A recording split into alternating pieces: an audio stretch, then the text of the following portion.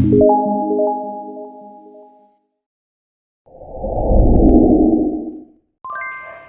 po guys, ang kaibahan po nito sa mga ready-made, ito, sure ka na heavy duty siya.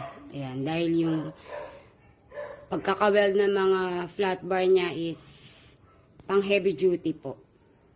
Meron din siyang salo dito sa ilalim, ayan. Para pag naglagay ka ng mabigat, hindi siya basta-basta lulundo or magbe-bend yung bakal. May salo po siya sa ilalim, nilagyan namin. At the same time guys, andin siya, space saver. Ang advantage din po guys ng mga made to order is yung quality, sigurado ka, at syempre masusunod yung gusto mong design, size dahil customize siya, and then yung color, syempre. Yan guys, kahit saan pwede niyo po siyang ilagay dahil 10 inches lang po yung kanyang lapad, ayan. And then, yung height niya po is 3 feet. Yung length niya po is 44 inches.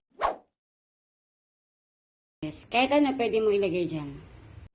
Pwede din yan guys, lalagyan ng mga bedsheets, blanket, and comforters. Suggestion lang.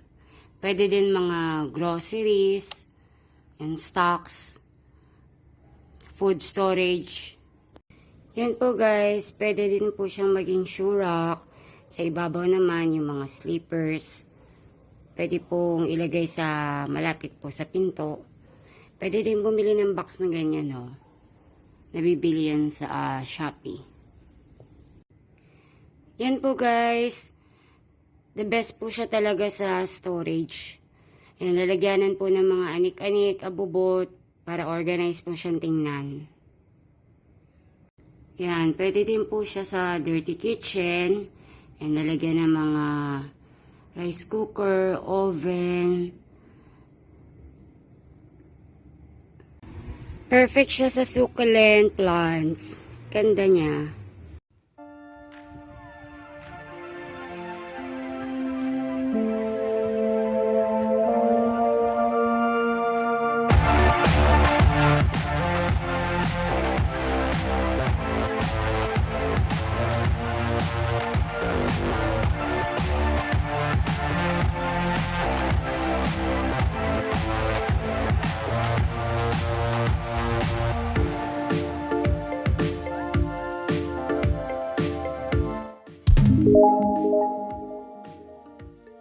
Yan po yung old stock naming flat bar na may kalawang na, niliha lang namin siya.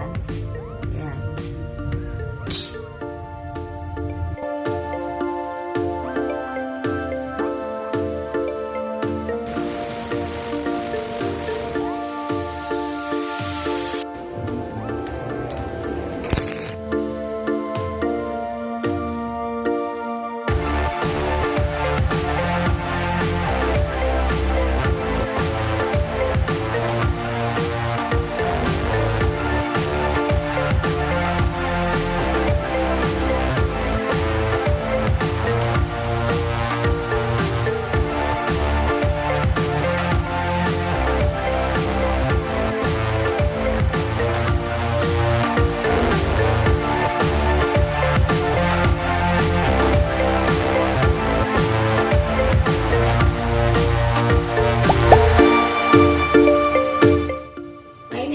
Tapos din, sana nagkaroon tayo ng idea. So, it's up to you na kung gagayahin mo to, kung bibili ka ba ng ready-made or made to order. At least alam mo na yung budget. Thank you for watching. Bye!